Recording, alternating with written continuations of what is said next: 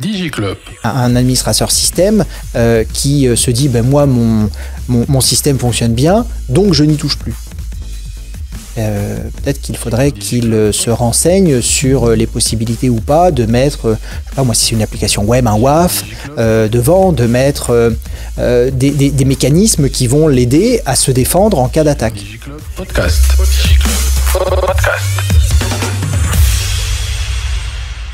برعاية Huawei, au service de la Tunisie depuis 1999. توب نت المزود الأول للفيبر أوبتيك في تونس قوي في الكونيكسيون وتعدل التري او ديبي وكان الزون متاعك كوفيرت بالفيبر أوبتيك نجم تعمل سمارت فيبر وتولي عندك أقوى كونيكسيون في تونس توب نت أقوى كونيكسيون للفيري فايبر بيبل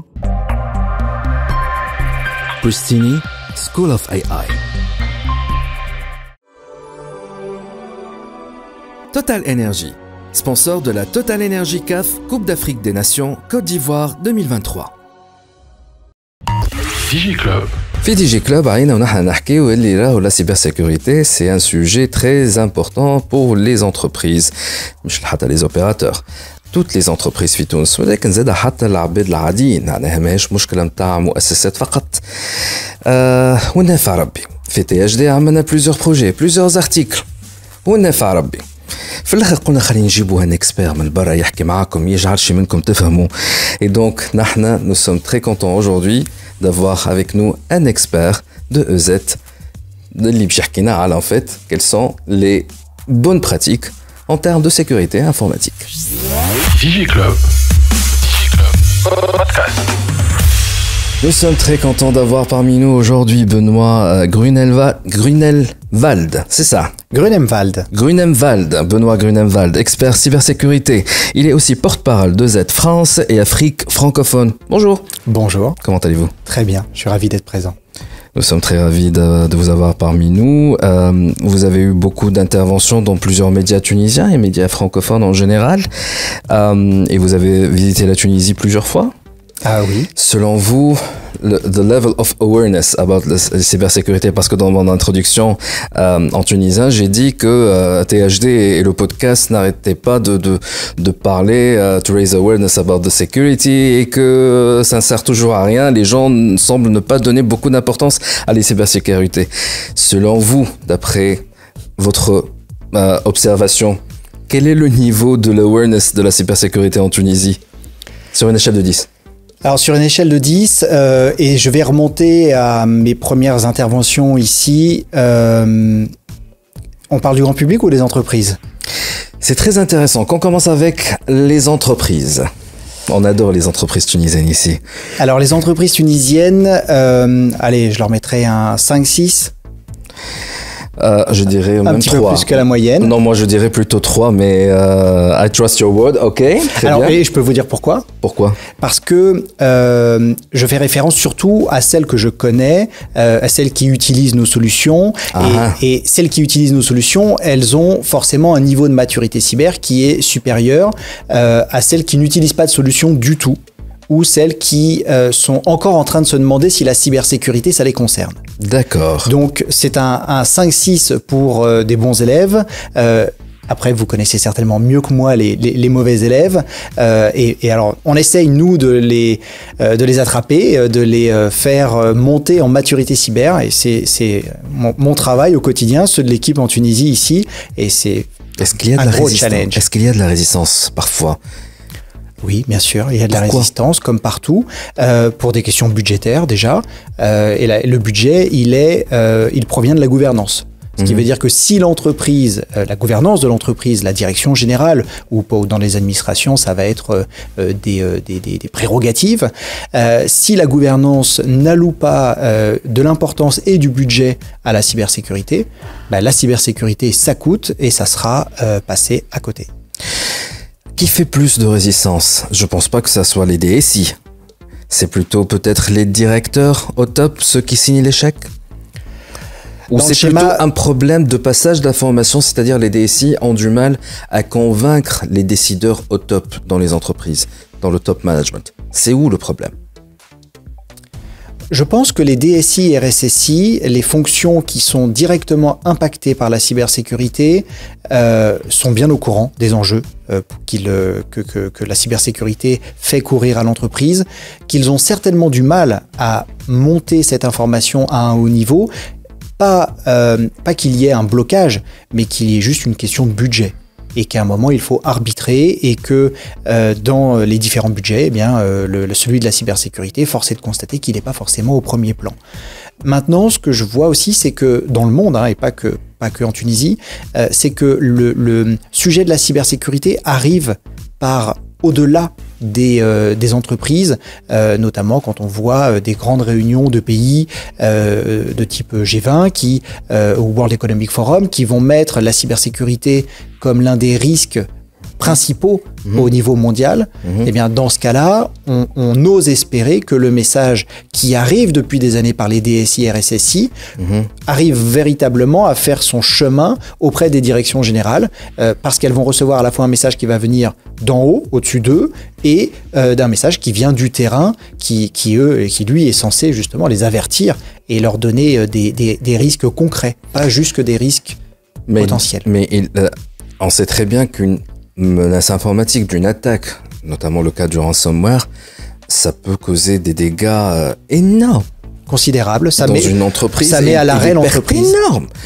Est-ce que en Tunisie, d'après votre expérience et l'expérience des équipes de Z ici en Tunisie, est-ce que ces décideurs réalisent le danger en termes de chiffres? Les décideurs top management, c'est difficile à dire. Je pense qu'ils ne sont pas encore tellement dans la mesure de ce que ça peut représenter. Par contre, ceux que nous rencontrons au quotidien, que sont les DSI, eux, oui, ils le sont bien évidemment. Ouais. D'accord. Maintenant, par rapport au B2C, le grand public. Alors, ils sont dans quel niveau là? Vous donneriez 5 aussi 6? Je mettrais peut-être un peu en dessous de la moyenne. 3, 2? Plutôt 3. Pourquoi? Parce que on voit qu'il y a une majorité d'Android qui est déployée dans le monde, et en Tunisie, la Tunisie ne fait pas exception, que le système Android est un système qui peut mieux faire en termes de cybersécurité, et qui laisse aussi à l'utilisateur beaucoup de latitude.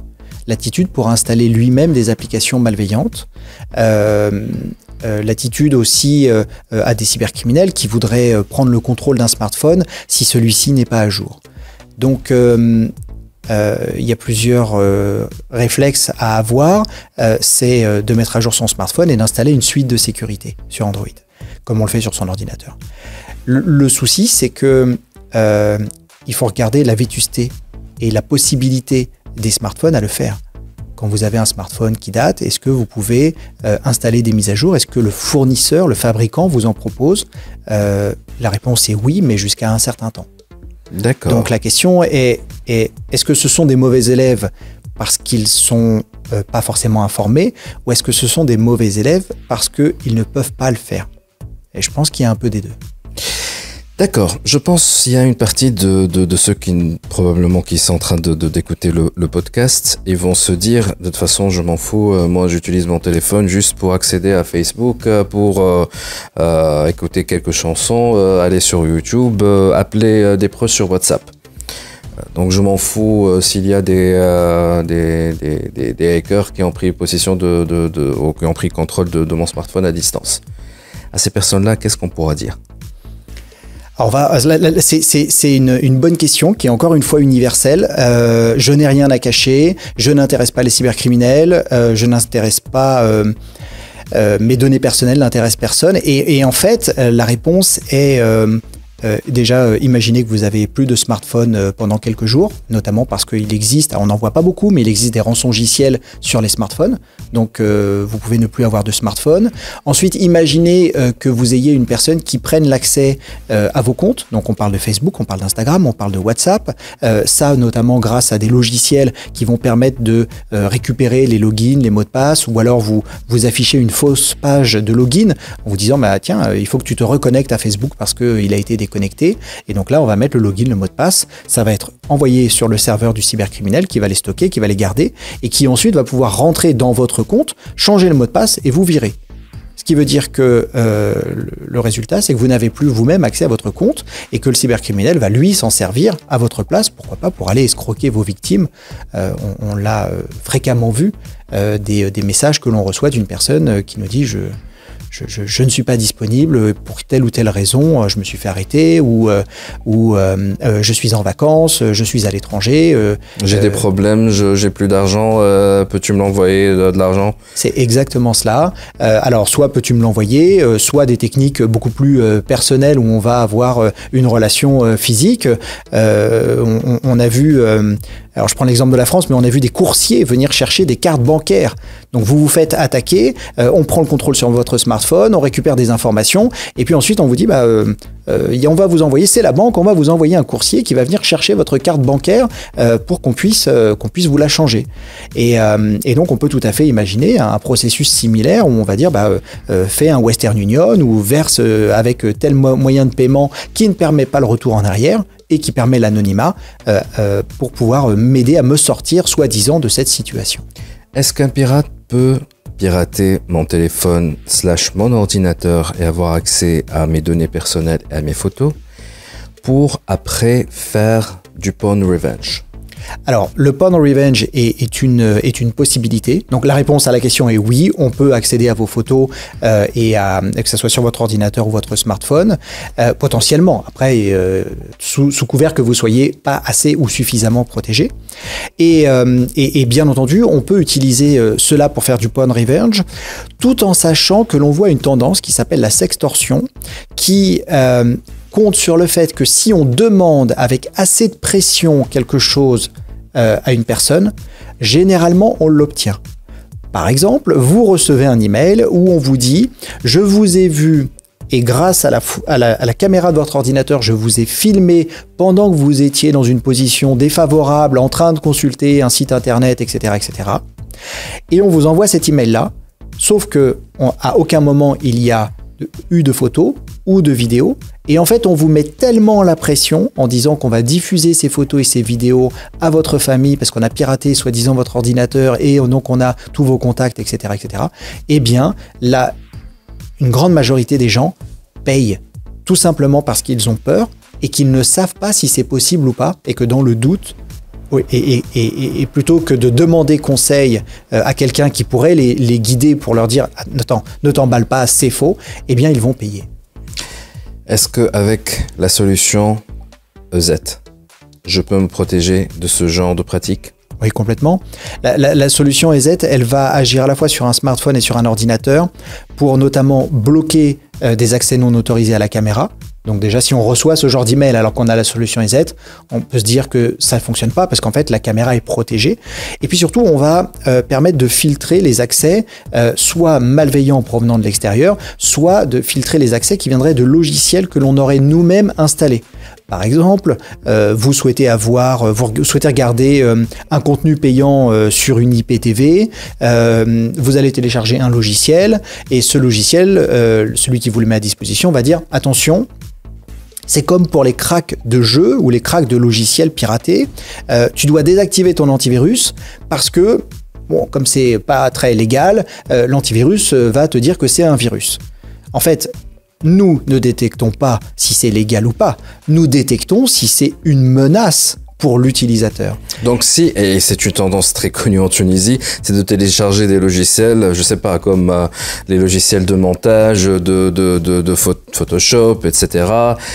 Donc si moi j'installe un logiciel entre guillemets craqué, donc piraté, parce que j'ai pas le prix de la licence, et effectivement en Tunisie on a cette tendance de dire désactivez votre antivirus lors de l'installation, sinon ça va bloquer le logiciel et tu pourras pas l'utiliser. C'est un conseil maléfique de la part de ceux qui éditent le crack. EZ bloque-t-elle, comme solution antivirus, bloque-t-elle les logiciels indépendamment du fait que c'est pirate ou pas pirate? On est d'accord. Les logiciels malveillants. Les logiciels malveillants. C'est-à-dire que si j'installe un logiciel craqué parce que j'ai pas le prix de la licence. Nous sommes dans un marché où malheureusement c'est pas ouvert pour pouvoir acheter en devise ce genre de logiciel.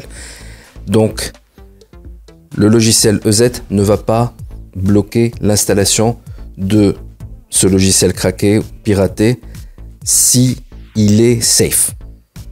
Exactement. D'accord. Donc si j'ai un message d'erreur de la part de EZ, c'est que ce logiciel craqué, c'est un logiciel qui va endommager l'ordinateur ou le smartphone. Exactement. Exactement. Et ça, on le voit dans différents usages. On le voit notamment sur le smartphone, Android. C'est pas qu'il le bloque, excusez-moi. Oui. C'est pas qu'il le bloque parce qu'il est craqué, parce qu'il n'est pas original. Non. On est bien d'accord. Nous ne prenons pas parti. Vous avez un ordinateur. C'est votre responsabilité. C'est votre responsabilité. Voilà. C'est pas notre problème. On fait pas de politique. On fait pas de anti-piratage. Nous, on regarde ce que fait le logiciel. Vous le conseillez pas non plus d'utiliser de logiciels craqués. Vous le conseillez pas. Mais voilà. Et la plupart du temps, au-delà du fait que ça soit illégal, donc on ne peut pas recommander quelque chose qui est illégal, nous, ce que l'on constate, c'est que la plupart des logiciels craqués, et ou même maintenant, on le voit dans des films torrent, vous téléchargez le logiciel, on vous dit de désactiver l'antivirus parce qu'en fait, il y a une menace dans ce logiciel. Et ce logiciel-là, il faut être plutôt bon pour pouvoir déplomber des logiciels et générer des keygen ou des cracks. Et en fait, ceux qui vont faire ça gagnent leur vie en permettant à l'installation de ce logiciel malveillant. Et bien souvent, d'ailleurs, on a une organisation criminelle derrière qui va exploiter le logiciel malveillant. C'est bien structuré. Vous avez bien des gens qui développent des logiciels malveillants, des gens qui les exploitent, des gens qui vont blanchir l'argent. Par exemple, si vous payez une rançon en Bitcoin, eh bien, celui qui va blanchir l'argent n'est pas forcément celui qui vous a installé au départ le logiciel qui a permis à ce qu'on rentre dans votre réseau pour y installer un rançongiciel. Est-ce que le pirate peut exploiter mon ordinateur / mon téléphone pour faire des attaques DDoS, c'est-à-dire envoyer plusieurs requêtes depuis ma connexion pour faire tomber un serveur, le saturer une connexion? Est-ce que ça, c'est possible?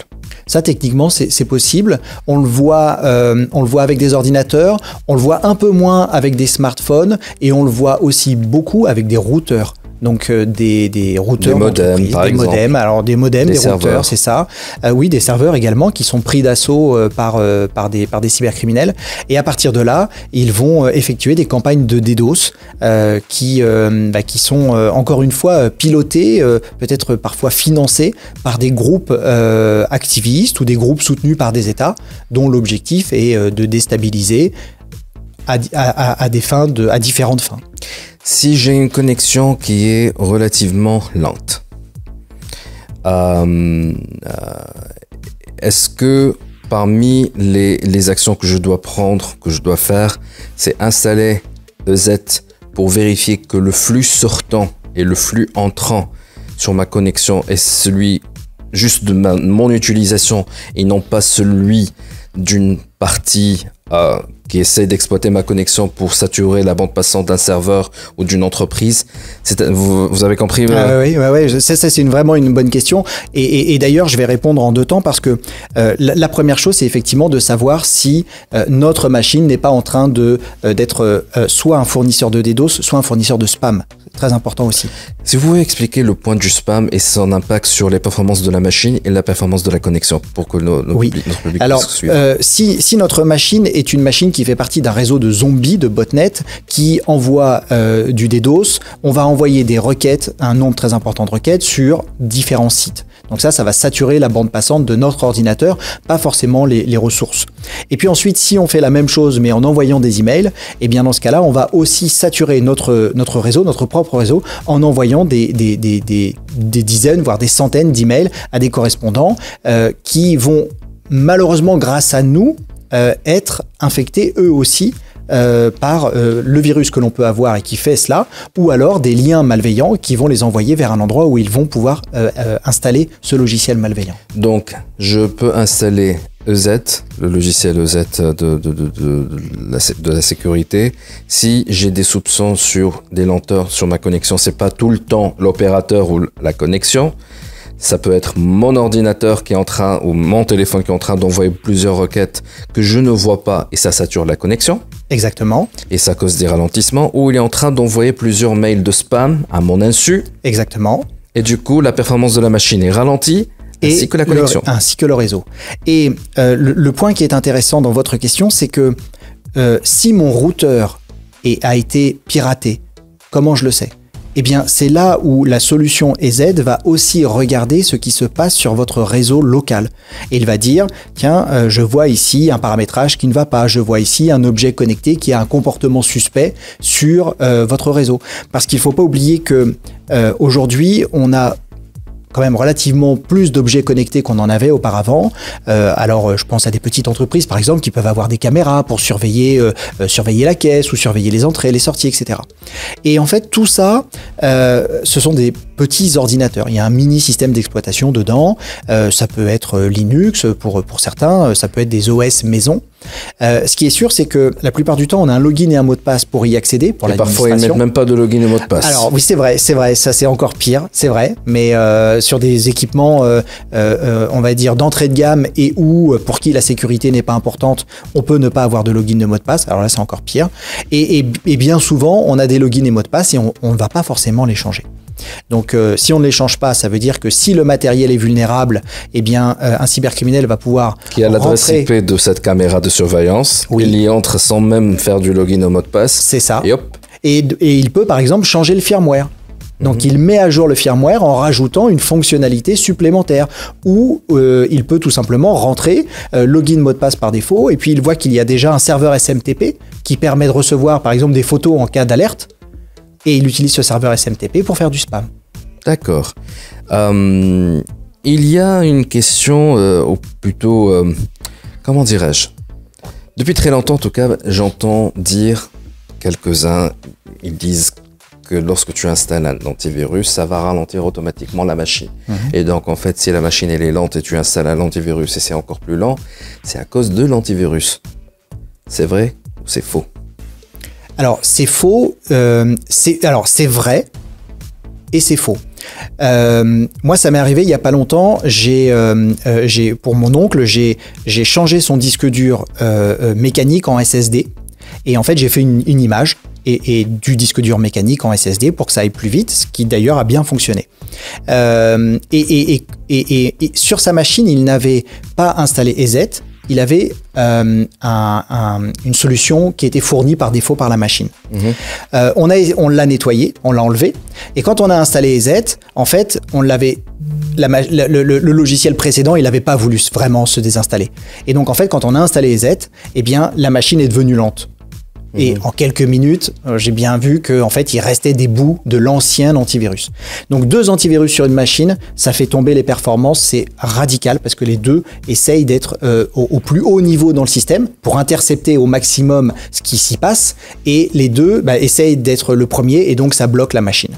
Donc, si vous avez un problème de lenteur, demandez-vous s'il n'y a pas une autre solution antivirus qui est déjà installée et qui en fait ferait que les deux ne cohabitent pas. Ça, c'est une des raisons pour laquelle ça peut ralentir. Mais s'il n'y a pas un antivirus déjà installé ou même désactivé, c'est qu'il n'y a aucun zéro. Est-ce que le bit... quelle est la solution logicielle d'antivirus intégrée à Windows ? Microsoft Defender. Microsoft Defender. Est-ce que... La cohabitation est bonne avec Microsoft Defender. Ils ont réussi à ce que ça fonctionne bien. Quand vous avez un logiciel autre que Microsoft Defender qui est installé, Microsoft Defender se met en retrait et laisse la place à l'autre. Ah, d'accord. Donc, except the case of Microsoft Defender. Donc, imaginons qu'il n'y a pas un autre logiciel antivirus, il n'y a que le Microsoft Defender. Si j'installe et que c'est ralenti, est-ce que c'est à cause de l'antivirus ? C'est à cause de EZ ? Alors, si on prend le cas de notre antivirus, la réponse est ça n'arrive pas, en fait. Donc, s'il y a un ralentissement soudain, c'est pas à cause de l'EZ ? Non, c'est que ça vient d'ailleurs. Après, on a aussi de 7h à 23h, un support technique qui est disponible. Vous leur passez un coup de téléphone et ils vont vous aider. Si vous n'êtes pas une entreprise et que vous n'avez pas des règles strictes de sécurité nécessaires, on peut même vous aider et prendre la main sur votre machine pour trouver pourquoi ça fonctionne pas ou mal. Mais d'une manière générale avec EZ, et ça fait 32 ans qu'on existe et c'est 32 ans de notre force, c'est d'être le logiciel qui consomme le moins de ressources au démarrage, en empreinte système et en empreinte mémoire. Très bien, je pense qu'on a répondu à beaucoup de questions dans le folklore tunisien en tout cas. Ça c'est du côté du B2C. J'ai plusieurs questions pour le B2B, mais je pense qu'on va prendre une petite pause et on revient tout de suite. DigiClub. Huawei, au service de la Tunisie depuis 1999. TopNet, أقوى connexion للvery fiber people. Pristini, School of AI.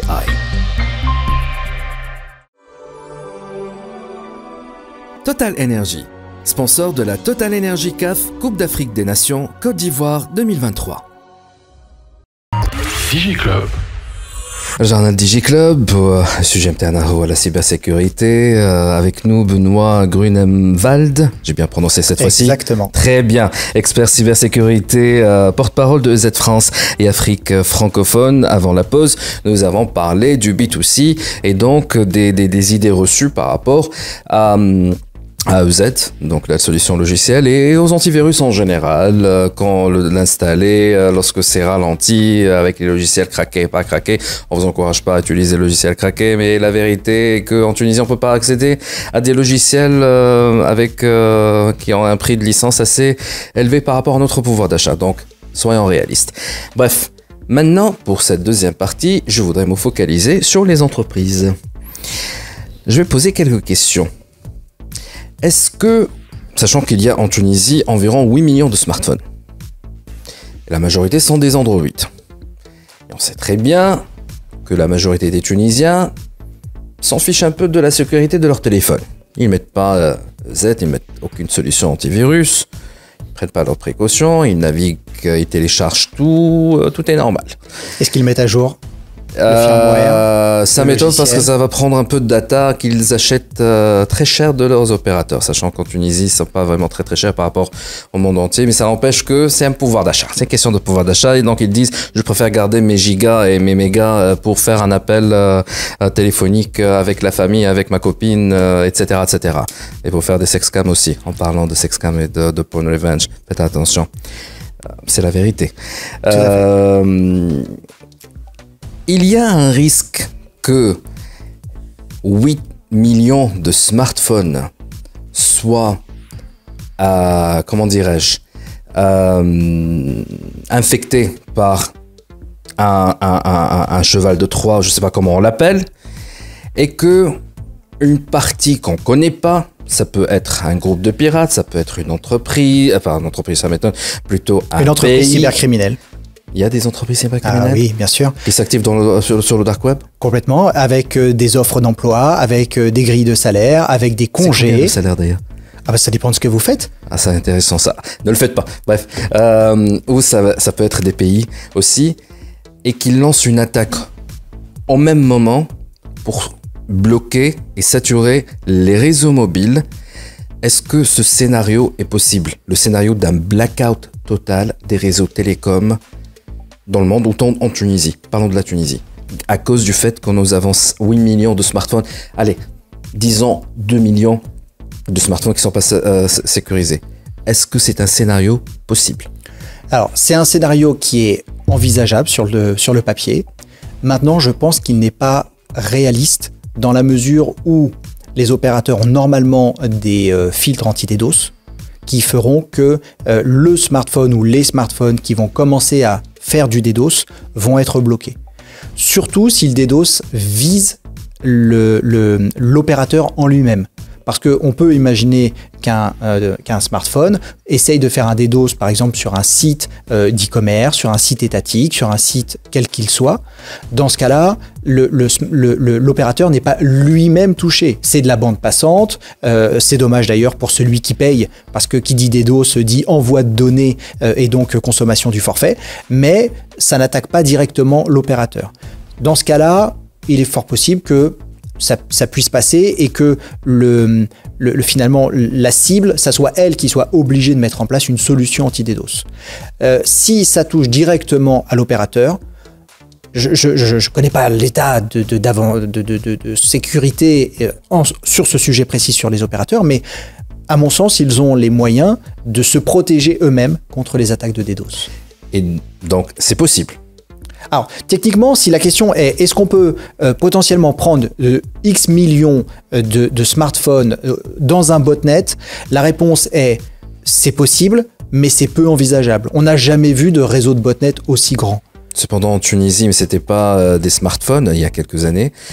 Il y a eu un réseau de botnet où un groupe pirate, je sais pas qui a exploité une faille sur des modems ADSL qui n'ont pas été mis à jour. Et du coup, plusieurs fournisseurs d'accès à Internet sont trouvés privés d'Internet. Il y a eu un blackout sur le réseau ADSL en Tunisie à cause de ce réseau de DDoS qui s'est activé au même moment. C'est arrivé en Tunisie. Alors, c'est tout à fait vrai. Et d'ailleurs, pour aller plus loin dans cette idée, on voit, nous, dans nos recherches, des groupes alignés avec les intérêts notamment chinois, prendre d'assaut des routeurs et faire la même chose pour faire du DDoS ou pour s'en servir, entre guillemets, comme proxy. C'est-à-dire que si vous attaquez la France ou la Tunisie, eh bien, il vaut mieux avoir piraté un routeur qui vous fait ressortir avec une IP qui provient du pays en question, plutôt que d'avoir une IP qui proviendrait, par exemple, de Chine. Et dans ce cas-là, est-ce que l'opérateur, il peut, comment dire, imposer à ses abonnés l'installation, disons, de EZ, la solution EZ sur leur smartphone Android? Est-ce que c'est possible? Alors, pour se protéger, pour protéger leur propre réseau. Alors, déjà, que ça soit EZ ou pas, installer une solution de sécurité sur son smartphone, pour moi, ça devrait être obligatoire. D'accord. Parce que c'est un ordinateur. Il est connecté quasiment 24/7 à Internet. Dedans, on va avoir l'accès à tous nos réseaux sociaux. On va avoir accès également à notre carnet d'adresses. On a accès à, allez, on va dire à notre vie complète. On parlait du revenge porn tout à l'heure. Chacun fait ce qu'il veut. S'il veut se prendre en photo de manière dénudée, ça le regarde. Mais cette photo, où est-ce qu'elle est stockée? Elle est stockée sur son smartphone. Peut-être même qu'elle va être synchronisée, sauvegardée dans son cloud. Yes. Donc, la question n'est pas de savoir si je le fais, la question est de savoir si je le fais, comment je le fais, pour que cette donnée privée reste privée. D'accord. Et donc, obligatoire, on installe un logiciel de sécurité sur un smartphone comme on le fait sur un ordinateur. Et donc l'opérateur, il peut pas pusher ça. Alors, s'il le fait, alors déjà, je pense que alors techniquement, encore une fois, l'opérateur pourrait tout à fait imaginer pusher peut-être pas une installation directe, mais des liens qui amèneraient l'utilisateur à installer cette application. On le voit notamment en entreprise, ça s'appelle le MDM, c'est-à-dire si vous avez une flotte de mobiles, vous pouvez dire, moi ma flotte de mobiles, je ne veux pas qu'elle serve à ça, ça, ça et ça, ou vous ne voulez pas installer des logiciels qui ne sont pas dans un magasin que vous avez validé, justement pour éviter la fuite de données. Maintenant, l'opérateur, il a aussi la possibilité d'avoir une offre.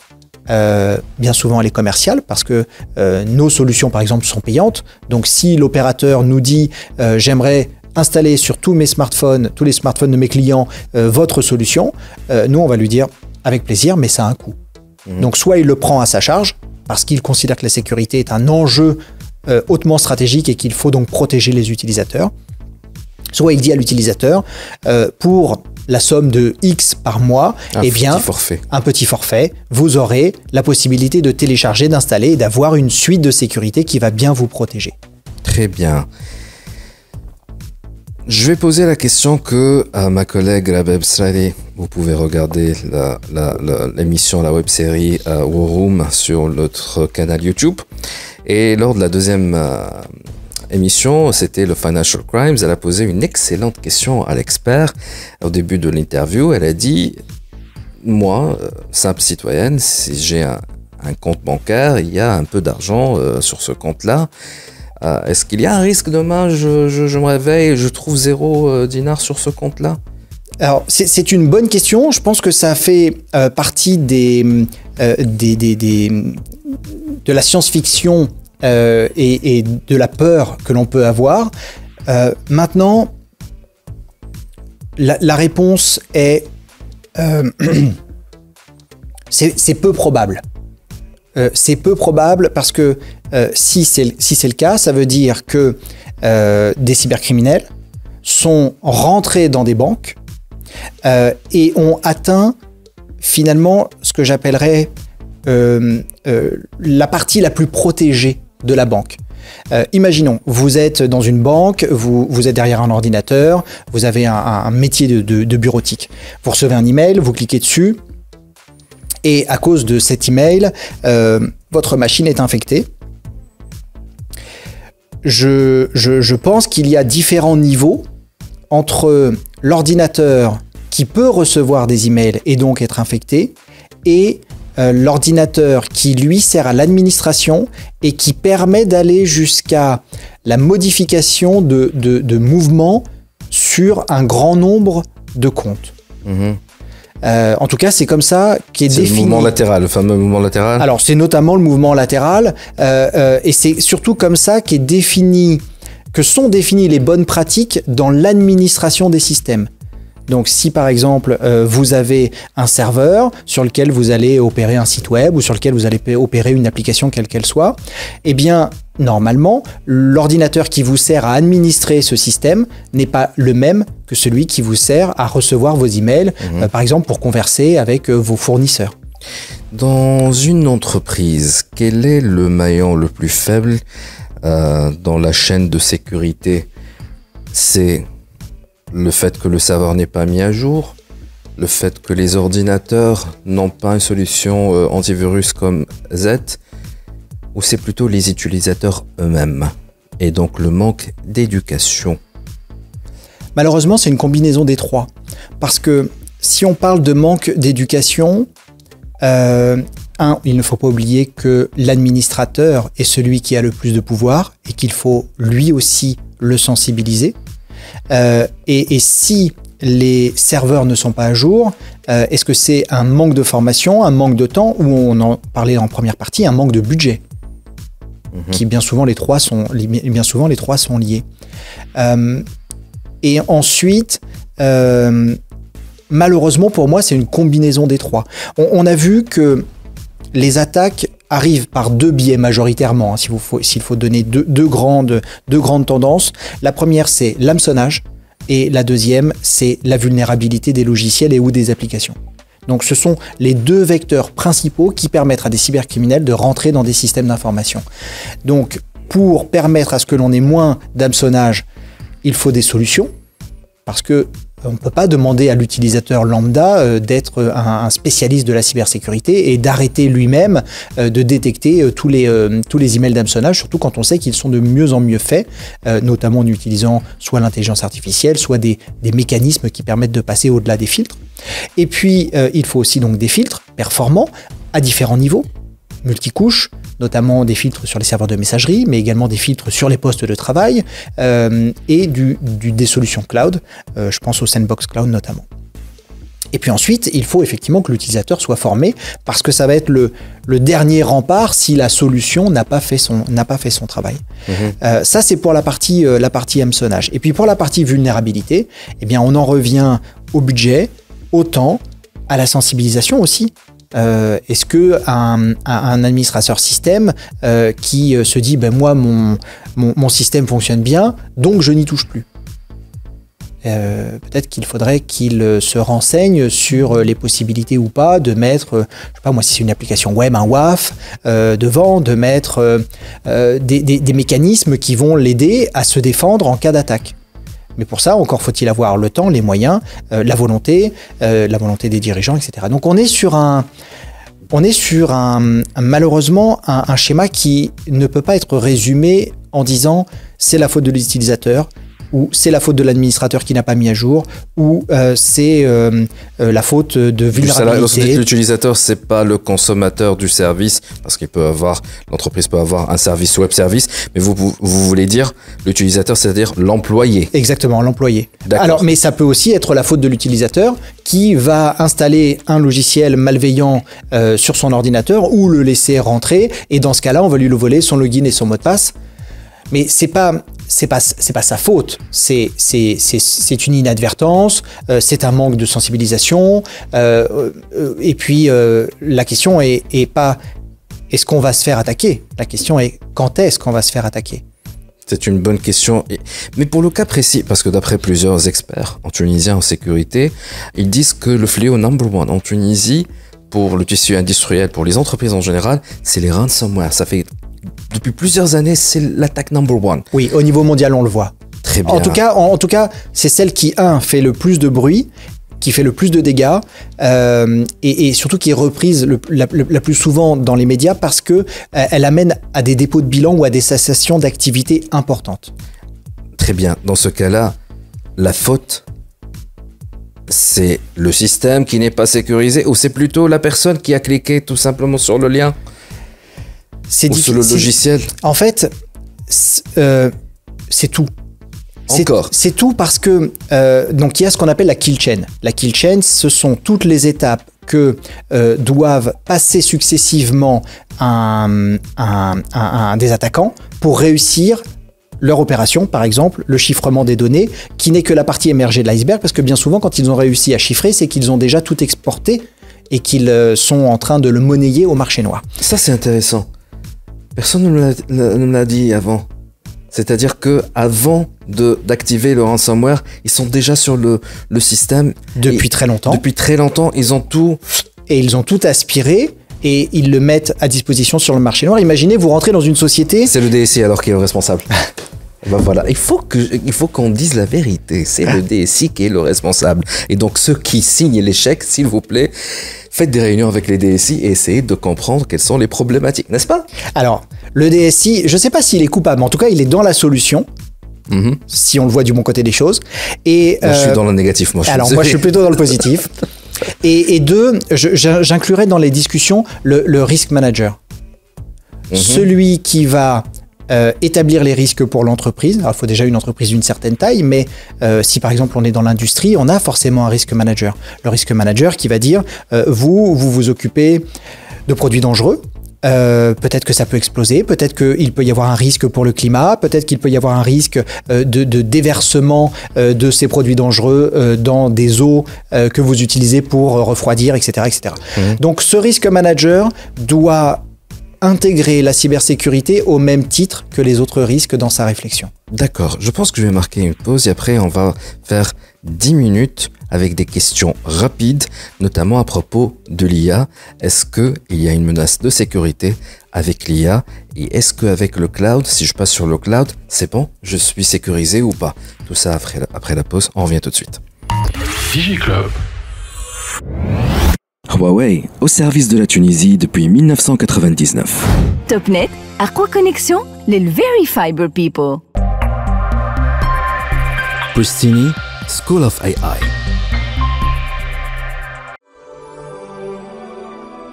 Total Energy, sponsor de la Total Energy CAF Coupe d'Afrique des Nations Côte d'Ivoire 2023.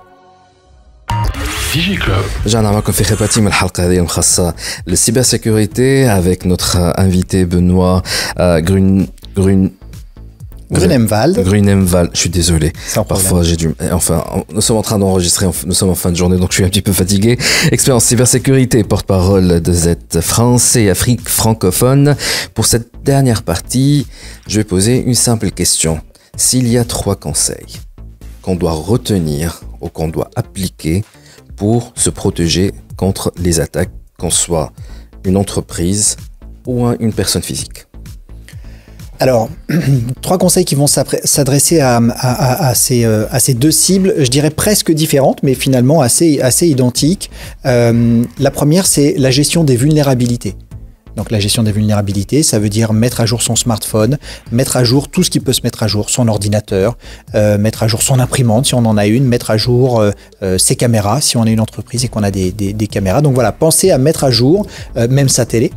Parce que dans sa télé, on peut rentrer soit une IPTV, mais on peut aussi rentrer des codes pour des plateformes de visionnage payantes. Donc ça, c'est la première chose, mettre à jour. La deuxième, c'est, je dirais, bien se connaître. Bien se connaître, ça veut dire savoir ce que l'on a comme matériel. pour pouvoir notamment le mettre à jour. Si on ne sait pas ce que l'on a, on ne peut pas le mettre à jour. Bien connaître son matériel, pour une entreprise, ça va passer notamment par une solution qui va nous permettre de scanner le réseau et de voir si on n'a pas un ordinateur qui a été oublié dans les mises à jour, ou s'il n'y a pas quelqu'un qui est en train de se connecter à notre réseau et qui pourrait profiter de notre Internet gratuit, pourquoi pas pour venir nous pirater nos données, mais aussi, pourquoi pas, attaquer d'autres. Et pour le troisième conseil, là vraiment mon cœur balance et j'hésite. Mais je dirais, allez, c'est un peu générique, mais la sensibilisation. Et on peut sensibiliser à beaucoup de choses. On peut sensibiliser à l'hameçonnage, on peut sensibiliser à la gestion des mots de passe, on peut sensibiliser aux mises à jour, on peut sensibiliser à beaucoup d'éléments qui font que la cybersécurité est un domaine passionnant, bien souvent fait de passionnés, et qui nécessite que nous, experts, nous y plongions pour aider ceux qui ne sont pas experts à continuer à utiliser en toute confiance le monde numérique. 2 questions rapides, 2 réponses rapides. Avec l'IA, est-ce qu'il y a plus de menaces de sécurité? Alors, la réponse est oui, mais l'IA nous aide aussi à nous défendre. Alors, pour être exact, nous, ça fait depuis 1998 qu'on utilise l'IA, le machine learning, pour être exact, dans nos solutions, et qu'on utilise aussi l'IA pour être plus performant, pour détecter les menaces. Est-ce que passer sur le cloud et donc basculer sur le cloud est suffisant pour être sécurisé?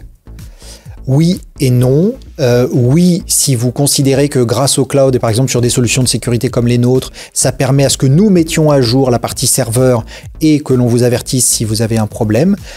Et non, si vous utilisez le cloud sans y prendre attention, sans y prêter attention, et ou en pensant que le cloud provider fait tout pour vous. Et en fait, ne serait-ce que la gestion des accès est un gros problème. On a vu, je sais pas moi, des buckets mises à disposition de tous avec des informations confidentielles dedans et des droits d'accès tout à fait à revoir. Si je veux acheter la solution EZ, qu'est-ce que je dois faire? Alors, EZ en Tunisie a un modèle qui s'appuie sur des partenaires. Ça, c'est très important, on y tient. Donc, vous pouvez nous contacter, bien entendu, on sera ravis de pouvoir vous aider. Mais le tissu de nos partenaires présents en Tunisie fait que vous allez pouvoir trouver chez un prestataire informatique nos solutions et en plus le conseil du prestataire et le nôtre, bien entendu. D'accord. Si on veut avoir plus d'informations à propos de cette solution, EZ.com. EZ.com. Très bien. Vous avez votre propre podcast de cybersécurité. Effectivement, il y a 6 mois, je lance un épisode par mois. Il s'appelle Cyberdolus. Dolus, c'est le malaise, on va dire, donc le malaise cyber. Et l'idée, c'est de convertir ce malaise cyber en bonheur, en joie d'utilisation des outils numériques. Et il y a trois parties dans ce podcast. Une première partie où je fais un bref rappel d'une actualité qui sert à donner des conseils. Une deuxième partie qui s'adresse plutôt aux entreprises qui découvrent ou veulent connaître des notions de cybersécurité intéressantes. Là, j'ai un invité. Et une troisième partie que je fais autant pour moi que pour les auditeurs, c'est une partie sur la parentalité numérique. Parce qu'on a beau être dans le numérique, quand vous avez, donc moi j'ai 2 filles, une de 9 et une de 14, la grande a déjà son smartphone, qu'est-ce qu'on fait avec les réseaux sociaux? Est-ce que on lui donne accès? Est-ce qu'on met un contrôle parental? Quels sont les risques? Quels sont les bénéfices? Donc, je n'ai pas forcément la réponse à tout cela. Donc, j'invite des professionnels dont c'est le métier, la parentalité numérique. Et puis, sur celle qui a 9 ans et qui voudrait avoir un smartphone, est-ce qu'on lui donne? Combien de temps on la laisse sur les écrans? Est-ce qu'on la laisse accéder à Internet et au réseau avec notre smartphone? Voilà, donc spoiler, la réponse est non. Je ne prête pas mon smartphone à mes enfants pour qu'ils installent des logiciels que je ne connais pas, gratuits, et qui peuvent prendre mes données et ou juste devenir malveillants au bout de quelques mois. Donc voilà, c'est ce genre de conseils que l'on va prodiguer. Vous pouvez consulter ce podcast sur Spotify. Donc vous cherchez Cyberdolus, CYBER Dolus, DOU. DOLUS, en un seul mot. Et vous pouvez écouter ce podcast-là sur Spotify. C'était un plaisir. Merci beaucoup, plaisir partagé. Et j'espère qu'on va se revoir bientôt pour parler encore de plus de sujets sur la cybersécurité. Avec plaisir. C'était tout pour aujourd'hui. Notre rendez-vous, ça sera pour la semaine prochaine. Bye bye. DigiClub Podcast. DigiClub Podcast. برعاية Huawei, au service de la Tunisie depuis 1999. TopNet, أقوى connexion لل very fiber people. Pristini, School of AI.